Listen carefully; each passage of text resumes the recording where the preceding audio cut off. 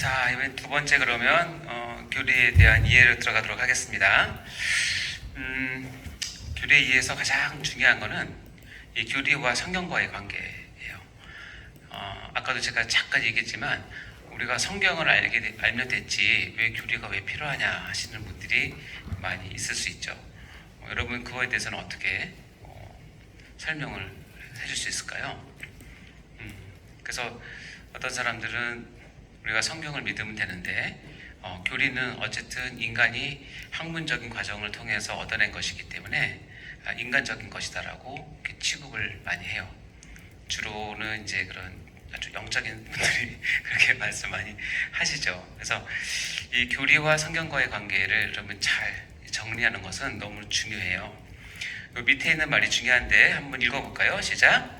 바른 교리는 반드시 성경에서 나오고 성경으로 말미암고 성경으로 돌아가야 한다. 따라서 교리는 반드시 성경 안에 있어야 하고 성경의 통제 속에 있어야 한다. 교리의 위치는 이겁니다. 성경에서 나오고 성경으로 말미암고 성경으로 돌아가야 하는 것이 교리의 정확한 위치예요. 그러면 왜 이런 과정이 필요하냐? 아까 얘기했지만 성경 자체만 우리가 알면 안 되느냐? 라고 하지만 여러분 사람마다 생각은 다 다르죠. 너무너무 달라요. 진짜 우리가 상상할 수 없을 정도로 다른데 하나님의 말씀 성경 66권은 하나예요. 동일한데 이것을 보고 해석하는 방법은 우리가 셀 수 없을 정도로 많아요. 그렇기 때문에 이것이 성경 말씀이야, 이것이 하나님의 뜻이야, 이것이 성경에서 이렇게 이야기하고 있어 라고 얘기를 할 때 그것이 어떤 체계를 갖추지 않으면 뭐냐면 누구나 다 이것을 성경을 통해서 자기의 권위를 취득하려고 그래요. 이단이 하는 가장 대표적인 게 뭐냐면 이단이 성경을 안 가지고 있는 게 아니에요. 오히려 우리보다 훨씬 더 성경을 깊이 공부하고 연구해요. 근데 그 내용이 뭐냐면 다 사역이에요. 사역은 뭐냐면 사사로운 번역이에요.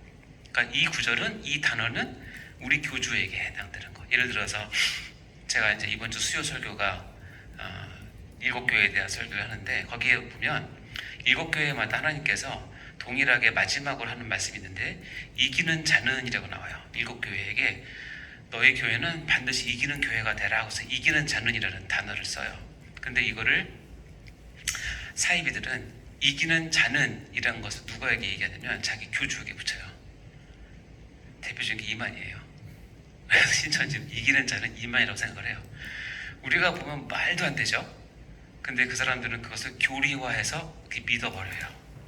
따라서 성경이 잘못된 게 아니라 성경을 보는 인간의 탐욕과 어리석음과 무지가 성경을 잘못 해석하고 잘못 적용하면 잘못된 교리를 갖게 되고 이 잘못된 교리는 결국 인생을 망하게 하고 어느 집단을 망하게 합니다. 그래서 바른 교리는 반드시 성경에서 나와야 되고 성경으로 계속 말미암고 다시 성경으로 돌아가야 돼요. 그래서 교리는 항상 성경 안에 있어야 되면서 성경이 말하는 것의 그 통제 가운데 있어야 되죠. 그래서 우리가 2000년의 기독교 역사 가운데 우리가 교리의 역사는 진짜 10년, 20년이 아니고 100년, 200년이 아니에요. 2000년의 역사이기 때문에 2000년의 역사 가운데 쉽게 얘기해서 우리가 흔한 얘기로 집단 이성을 통해서 이미 하나님께서 이 교리는 건전하다고 했던 교리들이 있어요. 그 교리를 우리가 배우고 이 교리를 배움으로 그것을 다시 성경을 바라보는 내 안경을 씀으로 해서 바르게 성경을 해석을 하게 되는 거죠. 그래서 이것은 특히 이제 설교를 하실 설교자, 그다음에 말씀을 가르치는 말씀 교육하는 분들, 그리고 교회에서 사역하시는 분들은 반드시 있어야 돼요. 이것이 없이 자기 좋은 대로 해석을 하고 하면 반드시 자기 의도와 상관없이 엉뚱한 곳에 가게 되죠. 그래서 바른 교리는 성경과의 밀접한 관계이고 성경과 늘 거기에서 통제를 받고 확인하는 거죠. 자, 그러면 이 교리의 시작은 이단에 맞서서 진리를 수호하고 전파하기 위해서 처음에 시작이 됐어요. 기독교 역사를 보면 초대교회에 이단들이 많이 나오죠. 그리고 이 이단들은 원래 사도들이 털을 닦아놨던 정통교회, 바른 교회의 가지고 있던 진리 체계와 항상 뭐예요? 갈등을 하고 부딪히게 돼요. 대표적인 게 삼위일체론, 그다음에 기독론 이런 것에서 첨예하게 부딪히게 되는데 여기에서 참된 교회를 수호하고 잘못된 진리 체계가 들어온 것을 막기 위해서 했던 것이 뭐냐면 이 교리 체계를 세우는 거예요.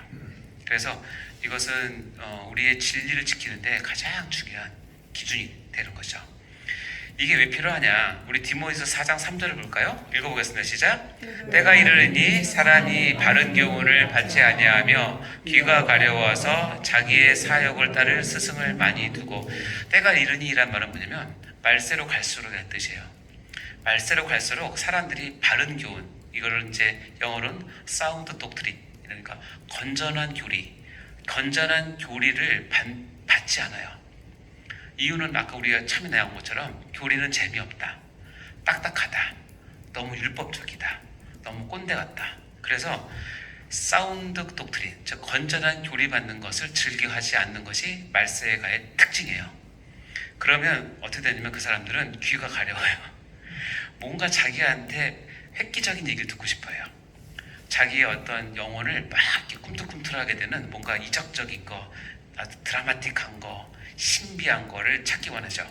그리고 자기의 욕심을 이 종교에 담아서 따르려고 해요. 그래서 자기의 사역을 따를 스승을 많이 두고 싶은 것이 때가 이를 때의 현상이에요. 그 중심에는 뭐냐면 바른 교훈, 바른 교리를 마음에 두고 싶지 않은 거예요. 이것을 로마서에서는 하나님을 마음에 두기 싫어한다고 표현을 해요. 그 얘기는 뭐냐면 바른 교훈을 받는 걸 싫어해요. 재미없어하고 귀찮아하고.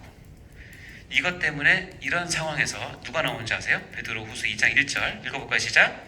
그러나 백성들 가운데 또한 거짓 선지자들이 일어났었나니 이와 같이 너희 중에도 거짓 선생들이 있으리라. 그들은 멸망하게 될 이단을 가만히 끌어들여 자신들을 사신 줄을 부인하고 임박한 멸망을 스스로 취하는 자들이라. 그때나 지금이나 이 거짓 것을 사랑하고 거짓 것을 받으려고 하는 사람들을 노리는 사람들이 있는데 그게 거짓 선지자들이고 거짓 선생들이에요. 여기서는 어떻게 표현하면 이단이라고 얘기를 하죠.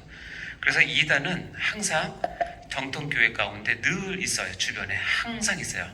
그 이유는 정통교회 안에는 아까도 얘기했지만 귀가 가려워서 자기의 소욕을 쫓고 싶은 그런 스승을 얻고 싶은 사람이 많아요. 그런 사람들이 왜 오냐면 하나님의 말씀이 건전한 교리를 마음에 두기 싫어하기 때문에 그래요. 그럼 이런 사람들을 누가 오냐면 거짓 선생들이 와서 꼬드겨서 어떻게 진리를 떠나게 합니다. 그리고 멸망하게 해죠. 이런 일들은 영적으로 초대교회 부도시가 지금까지 늘 있어왔고 지금도 엄청 많잖아요. 따라서 교리는 왜 필요하냐? 참된 하나님의 진리와 교회와 성도를 보호하고 수호하기 위해서는 반드시 교리가 서야 된다는 거예요. 이 첫 번째 목적입니다. 그리고 교회 역사를 보면 이 놀라운 참된 하나님의 진리 체계인 건전한 교리를 누가 세웠냐면 하나님의 종인 신학자들을 통해서 세우게 돼요. 그리고 잘 아는 바울부터 시작해서 어거스틴, 칼빈, 존 오웬, 조나단 에드워드, 루이스 벌코, 박형리 이렇게 대표적인 분을 해놨는데 이 사람들이 하나님께서 정말 걸출한 하나님의 말씀을 꿰뚫는 그런 아주 하나님의 귀한 말씀을 담당한 신학자들이었죠. 이들을 통해서 건전한 교리가 세워지고 발전하게끔 하셨어요. 에베소서 4장 11절에 보면 이렇게 되어 있어요. 읽어볼까요? 시작. 그가 어떤 사람은 사도로, 어떤 사람은 선지자로, 어떤 사람은 복음 전하는 자로, 어떤 사람은 목사와 교사로 삼으셨으니. 에베소서 기준을 보면 어떤 사람은 사도, 어떤 사람은 선지자, 어떤 사람은 복음 전하는 자. 이거는 구약 시대에 있었던 직분들, 그러니까 초대교회와 구약에 있었던 직분들이에요. 사도는 이제 초대교회고 선지자나 복음 전하는 자, 선지자는 구약이고 복음 전하는 자는 이제 초대교회죠. 그리고 밑에 보면 목사와 교사로 삼으셨다고 되어 있잖아요. 이 목사와 교사는 목사이면서 교사로 해석해도 되고, 목사는 지금 우리가 생각하고 있는 그 목사로 생각하시면 돼요. 한 지역 교회를 하나님께서 위임한 그 목사, 단임 목사로 생각하시면 되고, 이 교사는 뭐 주일학교 교사나 중고등부 교사, 그 교사가 아니라 이것은 뭐냐면 하나님의 말씀을 전문적으로 깊이 연구해서 교리 체계를 발전시키는, 교리를 안전하게 만드는 직분을 교사라고 했어요. 그래서 초대교회도 이런 교사가 있었고, 이 교사를 이제 요즘 우리말로 하면 이제 신학교 교수 정도 뭐 이해하면 제일 좋겠죠. 그래서 아까 위에 읽었던 바울, 어거스틴, 칼빈, 존 오웬, 조나단 에드워드, 루이스 볼코, 박형룡, 이런 분들이 하나님의 진리를 바로 세우는 교사의 역할을 감당했던 분들이라고 생각하시면 됩니다. 자, 여기 보면 바울 보이고, 어거스틴, 칼빈, 존 오웬, 조나단 에드워드, 루이스 볼코, 박형룡 있습니다. 뭐 바울 다 아시죠? 얼굴들 다 기억하십니까? 얼굴 잘 기억하셔요. 왜냐면 천국 가면 보실 분들이라 보시면 인사 잘 하셔야 됩니다. 네. 칼빈한테 존 오웬이라고 그러면 섭섭하겠죠. 그러니까 얼굴 잘 기억하시고, 뭐 개인적으로는 뭐 다들 공부를 다 하셔서 알겠지만 한 분 한 분들은 정말 대단하신 분들이고, 이분들을 글을 읽어보면 뭐 바울이야 뭐 이런 말할 것도 없고, 저는 개인적으로 이제 어거스틴을 이제 한 2학기 들었는데, 어거스틴은 접근이 불가할 정도로, 와, 어떻게 그 시대에 이렇게 생각으로 이렇게 하나님 고백했을까? 어쨌든 대단하신 것 같아요. 칼빈은 뭐 다 아시죠? 우리 이 장로교 신학 체계를 이루신 분이고, 존 오웬과 조나단 에드워드는 청교도 신학 꼽혔던 분이고, 루이스 볼콥은 우리가 지금 7개의 주제로 나눈 신학의 이 체계를 했던 분이고, 우리가 그것을 가지고 지금 조직 신학 교육 수업을 하고 있는 거니까, 박형룡 박사는 우리 합동 측의 어떤 신학을 잡으셨던 분이세요. 어쨌든 이런 분들은 하나님의 좀 위대한 종이었고, 우리가 이 건전한 신학을, 그리고 교리를 우리가 가지고 하나님을 더 알 수 있는 길을 텄던 분들이고, 이런 분들이 있었기 때문에 우리가 정말 하나님의 말씀을 제대로 볼 수 있죠. 그리고 여기 기록되지 않은 많은 분들이 이 진리를 지키기 위해서 목숨도 잃기도 하고, 자기 모든 것을 빼앗기기도 하고 생명을 다해서 지켰던 것이죠. 하여튼 이런 분들 만나게 되면 감사하시기 바랍니다. 감사합니다. 정말 감사합니다. 얘기하시면 되고, 제 작은 소망이 있는데, 보시면 이게 제 꿈입니다. 실전 조직 시작자 꿈나무 이재원. 이건 돌리지 마세요. 어따가 오해합니다.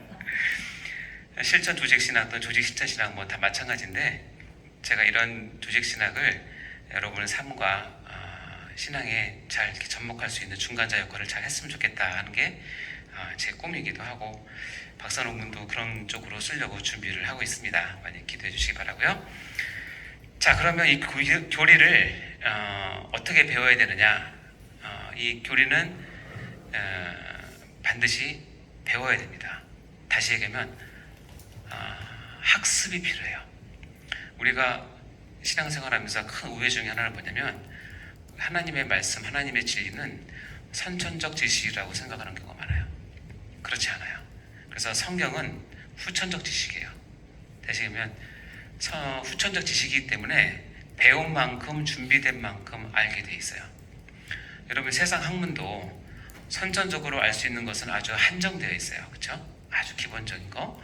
그러나 조금 더 깊이 들어가서 그것을 학문적으로 다루든지, 아니면 깊이 있게 어떤 뭐 음악도 그렇고 법학도 그렇고 뭐 경제도 그렇고 의학도 그렇고, 좀만 더 깊이 들어가면 무궁무궁한 그런 깊이가 있잖아요. 거기에서 어떤 전문가가 된다는 것은 큰 뭐 자기 어떤 그 달란트이기도 하지만, 성경도 후천적 지식이라는 사실을 그건 반드시 기억하셔야 돼요. 성경은 그냥 내가 앉아서 이렇게 묵상한다고 알려지는 게 아니에요. 기도를 많이 한다고 성경이 알려지는 게 아니에요. 그리고 찬양을 깊이 한다고 알려진 것도 아니에요. 금식한다고 알려진 거 아니에요. 그 자체로도 의미가 있지만, 성경은 후천적 지식이기 때문에 반드시 학습을 하는 과정이 반드시 필요해요. 그래서 우리 아이들과 성도들에게 성경 말씀을 제대로 가르칠 수 있는 환경과 시간과 프로그램을 반드시 가지셔야 돼요. 가장 기본적으로는 여러분, 우리 성도들에게 여러분이 하나님 말씀을 전달할 수 있는 가장 핵심적이고 기본적인 건 설교겠죠. 여러분의 주어진 설교의 시간에 하나님 말씀을 뭐 20분 아니면 30분 정확하게 체계적으로 알려주는 것이 가장 중요하겠죠. 근데 보면 성도의 삶 가운데 설교만 가지고 완벽하게 다 알기는 쉽지가 않습니다. 반드시 여러분이 이 성경 후천적 지식이기 때문에 이것을 좀 더 깊이 알 수 있는 그런 것들을 준비해 주셔야 되고, 여러분 스스로가 먼저는 이것을 깊이 배우고 어떻게요? 그것을 전달해 줄 수 있는 준비를 하셔야 돼요. 그리고 그것을 통해서 여러분이 하나님의 백성을 그리고 교회를 건강하게 세우는 그 길을 아셔야 됩니다. 그래서 호세아서 6장 3절에는 이렇게 되어 있죠. 읽어볼까요? 시작. 그러므로 우리가 여호와를 알자, 힘써 여호와를 알자. 그의 나타나심은 새벽빛같이 어김없나니 비같이 땅을 적시는 늦은 비와 같이 우리에게 임하시리라 하니라. 여기서 어떻게 되어 있어요? 여호와를 알자라고 되어 있죠. 여호와를 알자. 근데 어떻게? 힘써 여호와를 알자라고 되어 있습니다. 하나님을 아는 것이, 여기 보면 알자라고 하는 동사를 써서 우리가 마땅히 능동적으로 해야 될 그런 과정임을 정확히 얘기합니다. 제가 했던 이 과정을 최철구 집사님은 계세요. 그 만화 철로 역정을 했던 작가분인데, 그분이 이 말씀의 은혜를 받아 이 말씀을 적어서 보냈는데, 글씨 멋있지 않습니까? 말도 기가 막히게 그리시고, 여호와를 알자, 힘써 여호와를 알자, 이렇게 딱 해서 저한테 보내주셨어요. 근데 이분이 이 글씨를 보면 어디에 가장 은혜를 받았어요? 힘. 왜? 글씨가 제일 크니까. 제 마음을 너무나 잘 아신 것 같아요. 우리는 힘써 알아야 돼요. 대충 알면 하나님을 대충 알 수밖에 없어요. 적당히 알면 적당히 살 수밖에 없어요. 그래서 여호와를 알 때 어떻게 해요? 힘써 여호와를 아셔야 됩니다. 아멘? 네. 자, 그러면 이제 어떻게 아느냐? 이 안다는 의미가 여러 가지로 쓰일 수 있어요. 안다는 의미가. 여러분 하나님을 아십니까? 다 아시죠? 근데 안다라고 하는 개념이나 정도는 사람마다 너무너무 달라요. 제가 청년들도 가르쳐보고, 또 집사님과 또 중지자도 가르쳐보고, 또 크게 이렇게 많은 사람 가르쳐보지만 다 안다고 얘기해요. 근데 나중에 보면 아는 정도가 다 다르고 깊이도 다 달라요. 개념이 다 다르더라고요. 그래서 보니까 이렇게 표현할 수 있는데, 왼편에 있는 그림이 수박이죠. 그러면 수박을 어떤 사람이 얘기 들어서 수박 정말 맛있다, 알게 됐어요. 그래서 수박을 한 통 사다가 수박을 딱 놓고 이거 어떻게 먹어야 되냐 하고 수박을 열심히 핥았어요. 맛이 있어요, 없어요? 네, 맛이 없죠. 근데 열심히 했는데 진짜 혀가 까지도록 핥아봤는데 맛이 하나도 없는 거예요. 그러니까 어떻게 해요? 이 사람이, 야, 수박 맛있다는 거 거짓말이네.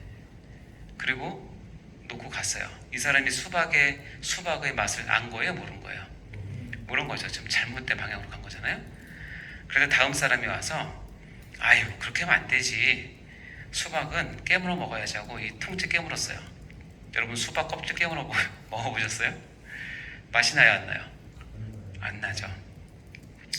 이 사람도 열심히 몇 번 깨물어 먹다 했는데 도저히 이 맛이 다른 사람들이 표현한 그 맛을 아무리 비교해도 아닌 것 같아요. 그러니까 또 그런 거죠. 속았다 하고 가는 거예요. 많은 사람들이 조리를 배웁니다. 조리에서 큰 유익이 있다고 하고 감동이 있다고 재밌다고 얘기를 하는데, 이게 핥든지 껍질을 씹어 먹으면 반드시 얘기합니다. 속았네 라고 얘기합니다. 이재원 목사한테 속았네. 재밌다고 얘기했는데 하나도 재미없네. 그러고 갑니다.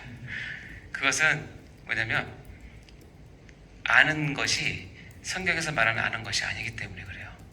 이 수박은 핥거나 깨물어 먹는다고 되는 것이 아니라, 여러분 잘 아시죠? 어떻게요?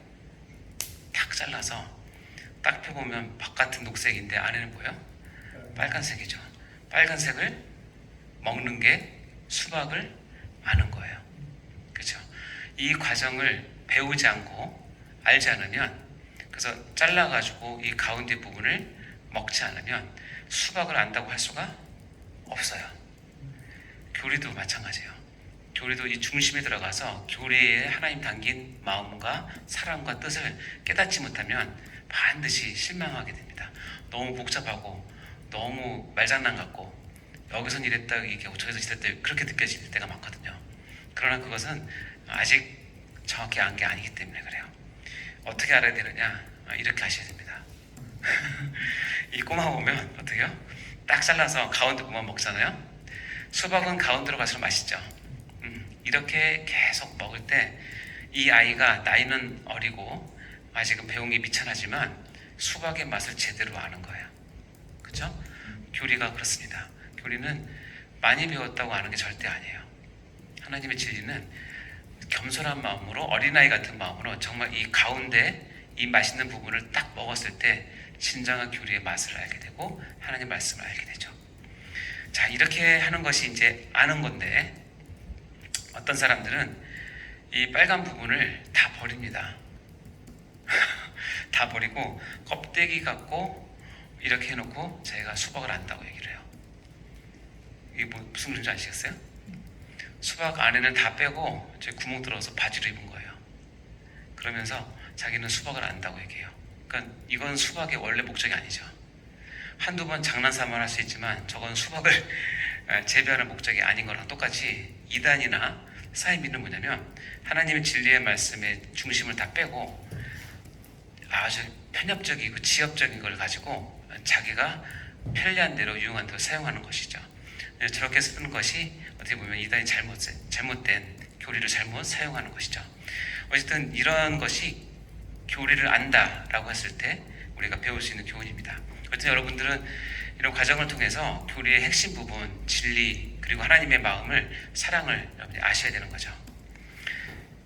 그래서 우리가 교리를 배우는 목적은 사랑이다라고 이야기를 하는 것입니다. 교리가 여러분 이제 배우게 되면 마지막 남는 결론은 뭐냐면 사랑이 남아야 된다는 거예요. 우리 디모데후서 1장 5절 말씀 볼까요? 디모데후서 1장 5절 읽어보겠습니다. 시작.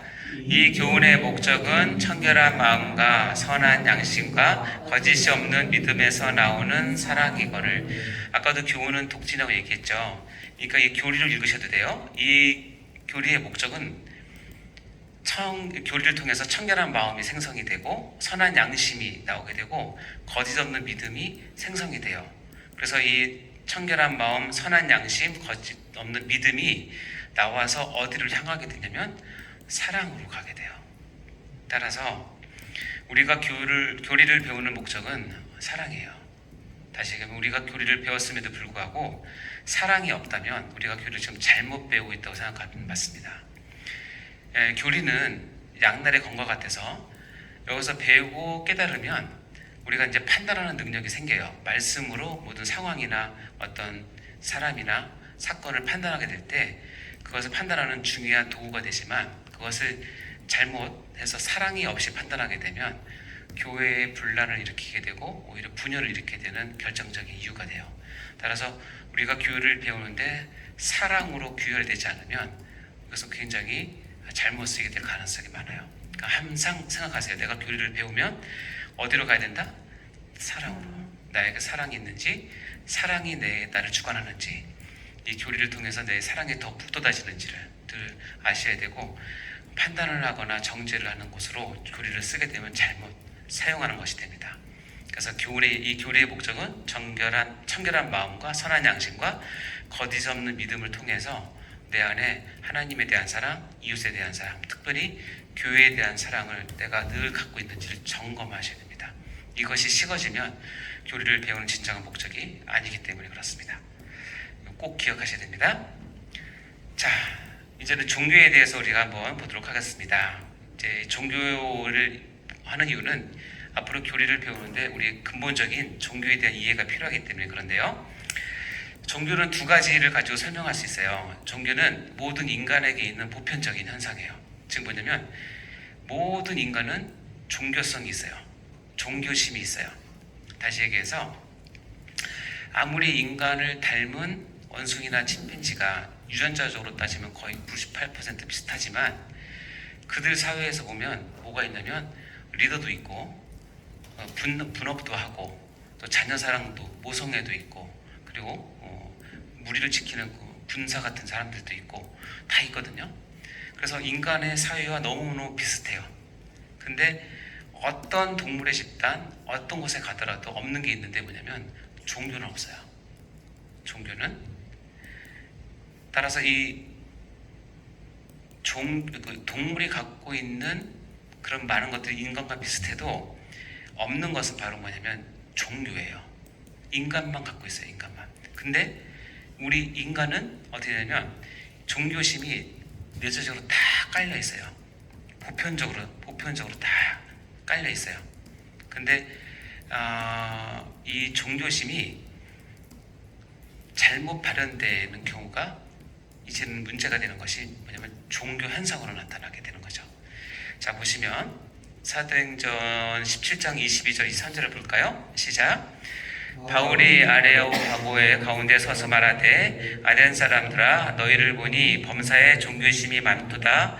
내가 두루 다니며 너희가 위하는 것들을 보다가 알지 못하는 신에게라고 새긴 단도 보았으니 그런즉 너희가 알지 못하고 위하는 그것을 내가 너에게 알게 하리라. 여기 보는 사도 바울이 아테네를 방문했는데 아테네 사람들이 보니까 범사에 뭐가 많아요? 종교심이 많아요. 그런데 뭐냐면 두루 다니다 보니까 엄청나게 많은 제단들이 있는 거예요. 우상들이 거기 있는 인구 수만큼이나 있었다고 그래요. 제단들이. 근데 너무나 많은 신들을 섬기는 거예요. 그래서 자녀가 잘 되게 할 때는 이 신을 찾는 것이고 장사가 잘 되고 싶으면 이 신을 찾는 것이고 만약에 내가 해외에 여행 간다면 여행을 주관하는 신이 따로 있고 각 종류의 신들이 다 있어요. 그래서 자기가 필요에 따라서 그 종들의 그 신에게 가서 비는 거예요. 돈을 내고 그리고 그것을 받는 거죠. 축복을.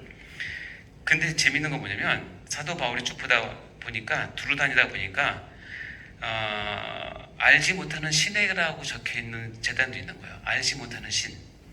무슨 얘기냐면 내가 어떤 일을 하는데 내가 이 신에게 가서 얘기를 해야 되는데 내가 혹시 깜빡 까먹고 이 신한테 마땅히 예배를 드리고 돈을 바쳐야 되는데 못 바치고 있다가 이 신이 화가 나면 내가 안 되니까 내가 혹시라도 모르니까 알지 못하는 신에게 만들어놨어요. 그래서 거기다가 일단 해놓는 거예요. 한마디로 보험 들은 거죠. 그게 다 어디서 나오냐면 종교심에서 나오는 거예요. 종교심. 그 인간만 갖고 있어요. 보편적인 현상이에요. 종교심이.